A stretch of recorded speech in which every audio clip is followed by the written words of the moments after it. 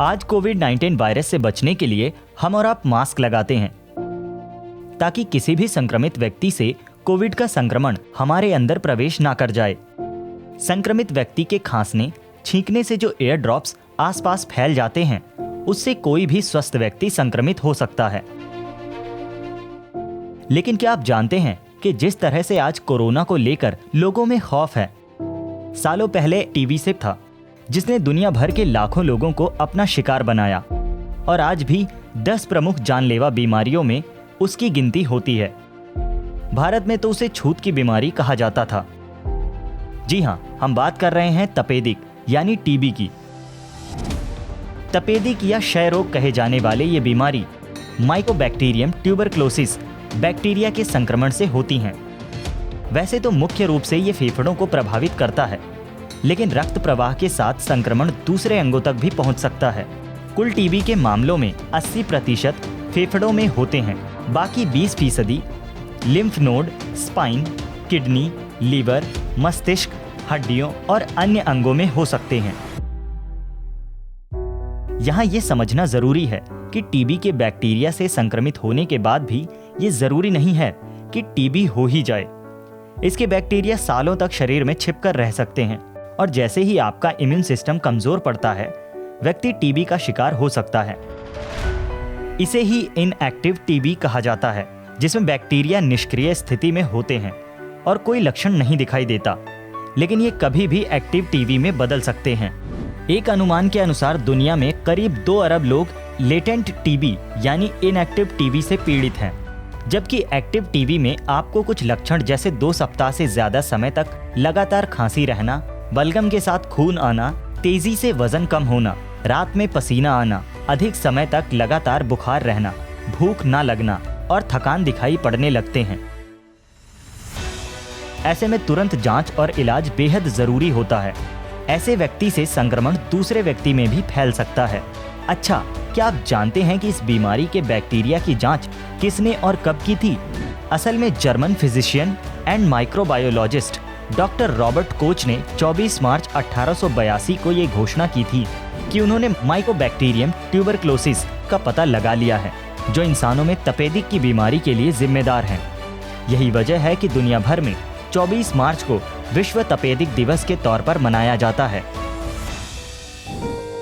और इस साल वर्ल्ड ट्यूबरक्लोसिस डे की थीम 2021 के लिए क्लॉक इज टिकिंग है।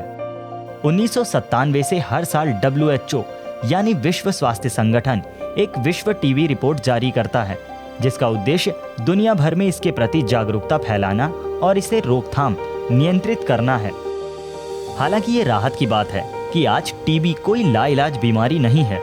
अगर संक्रमित व्यक्ति सही तरीके से और पूरा इलाज करवाए तो टीबी जैसी बीमारी को ठीक किया जा सकता है। लेकिन इन सब के बाद भी दुनिया भर में टीबी को पूरी तरह से नियंत्रित करना आज भी एक चुनौती बना हुआ है और भारत में तपेदिक उन्मूलन की दिशा में सबसे बड़ी समस्या उसके पीड़ितों के मामले दर्ज ना होने की है। पिछले आंकड़ों के मुताबिक अब भी देश भर में करीब 5,40,000 टीबी मरीजों की जानकारी दर्ज नहीं हुई है।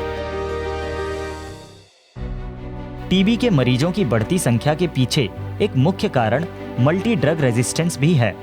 असल में कई बार टीबी का मरीज नियमित रूप से टीबी की दवाई नहीं लेता और बीच में ये कोर्स छोड़ देता है, या फिर गलत तरीके से दवा ली जाती है, तो रोगी को मल्टी ड्रग रेजिस्टेंट टीबी हो सकती है।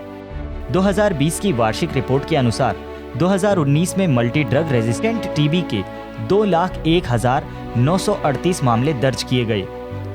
इसीलिए कहा जाता है कि पीड़ित को टीबी का इलाज पूरा करना चाहिए, बिना डॉक्टरी सलाह के उसे बीच में बंद नहीं करना चाहिए।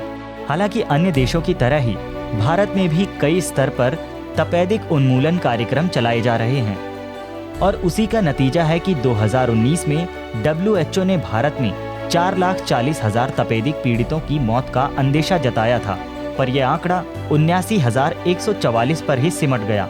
लेकिन WHO की रिपोर्ट का दूसरा पन्ना भविष्य के लिए चिंताजनक है, जिसके मुताबिक टीबी मरीजों में तंबाकू को लेकर रुझान बढ़ रहा है। 2020 की रिपोर्ट कहती है कि भारत में 8% तपेदिक मामलों का कारण तंबाकू का सेवन है और भारत में HIV मरीजों में तपेदिक से पीड़ित होने की घटनाएं ज्यादा हैं।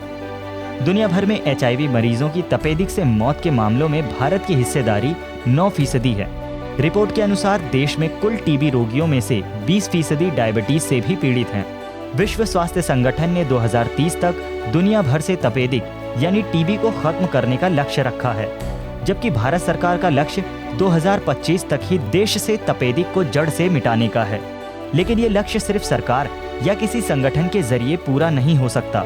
हमें और आपको भी इसके लिए अपनी भागीदारी देनी होगी और इसके लिए हमें थोड़ा जागरूक होना होगा। लक्षणों पर ध्यान दें और बचावों के तरीकों को अपनाएं। जैसे नवजात शिशु को BCG वैक्सीन लगवाएं। इससे 5 वर्ष की आयु से छोटे बच्चों को गंभीर तपेदिक से बचाने में मदद मिलती है। संतुलित और पोषक भोजन खाएं। दालें, फलियां, मौसमी फल, हरी साग सब्जियां अपने भोजन में जरूर शामिल करें। रोज हल्का फुल्का व्यायाम करें, इससे इम्यून सिस्टम स्ट्रांग बनता है। धूम्रपान से बचें, सफाई का ध्यान रखें और भीड़ भाड़ वाले इलाकों में मास्क लगाएं। वैसे पिछले 1 साल में कोरोना ने हम सभी को मास्क लगाना सिखा दिया है, तो उम्मीद है कि इन आदतों को आप और हम बनाए रखेंगे और न सिर्फ कोरोना बल्कि टीबी जैसी बीमारियों से भी बचे रहेंगे।